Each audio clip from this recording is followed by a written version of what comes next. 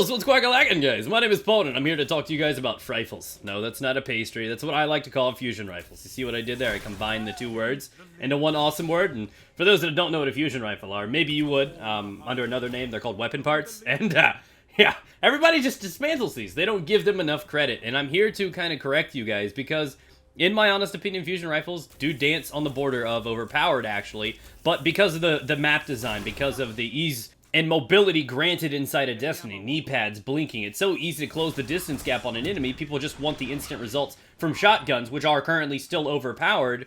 Because of that, people just give no love and attention to fusion rifles. So I offer you a question. Would you spend 150 marks, legendary marks, on a fusion rifle? Go ahead, leave a comment down there. Don't be shy. What if I told you that fusion rifles were actually one of the best, arguably the best, if used properly, special option in the game for PvP? Huh? What if I told you that the gun I've been using in your gameplay right here, getting those nice medium-range snipes, was in fact just the first blue I found on the ground? Huh? Would you believe me? It's all true, guys. It was the first blue that I got on a drop. I went ahead and bought another one that I had experience with, for 150 marks, called the Long Far Gone from the Vanguard Quartermaster for 150 marks, because I had previously used it trying to get the Susanoo for the Warlock, and I fell in love with the gun. I truly did not appreciate how good fusion rifles were until I started to use them and starting to perfect the form, the art that is rifling, guys.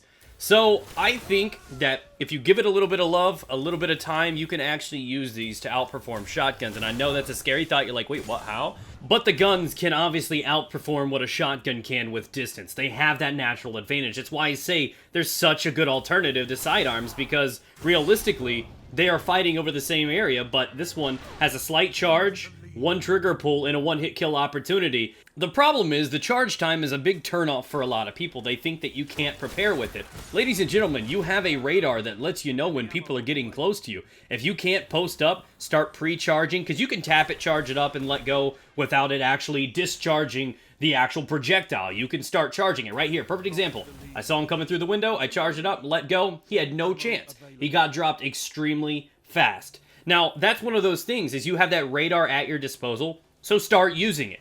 What you do is you charge it up, you wait, and if he doesn't come around the corner, you let go. Then you start charging it again. You kind of tap it slowly and slowly and slowly to kind of expedite that shot, and when it is time to pull the trigger, you path it and you let go, and you go with it. The Long Far Gone has a great charge time. You can start spamming this thing, and that's the glory of this thing. It's fed on mag reloads. There's plenty of shots available in your average magazine. These things are dangerous, they're spammable, you charge them up, and that's a glorious thing for medium-range things. You can gamble more because you could take that long-range shot, and then what you instantly start doing is training yourself to start charging another one, and in case you do drop him in the first one, you just let go and you get to reserve that ammunition. So you can start pacing yourself and making this work for you. And again, like I said, you have that radar at your disposal. Simply bait the enemies in. What's going to happen when you see somebody on a radar? He's on the other wall, you know he's coming. He's going to pull out his shotgun, he's going to come at you. So what do? You take a couple steps back, you bait out the shotgun guy, he's going to be slightly out of range, you're going to have enough time to drop him, and it's great. So you know what people are going to do. You can predict what they're going to do, and with that radar at your disposal,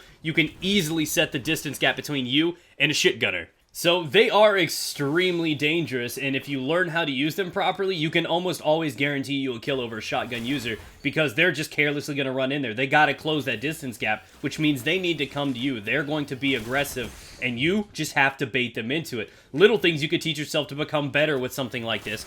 Do the multi-trigger routine. I've always taught people to become veteran players when you're using auto rifles to start shooting first in case some bullets land, and if anything, it'll scare or disorient the enemy mentally.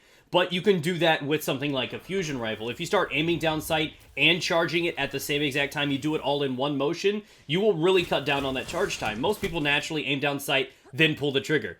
If you learn to teach yourself to do both at the same time with this weapon, there's pretty much no charge time. You just keep turning around, you keep melting people one after another, just like that. So that is where we end, ladies and gentlemen. Thank you guys for watching. If you enjoyed the video, be sure to leave a like on it, support it, subscribe for future Taken King gameplays, and I'll ask you one more time. Would you spend 150 marks on a fusion rifle?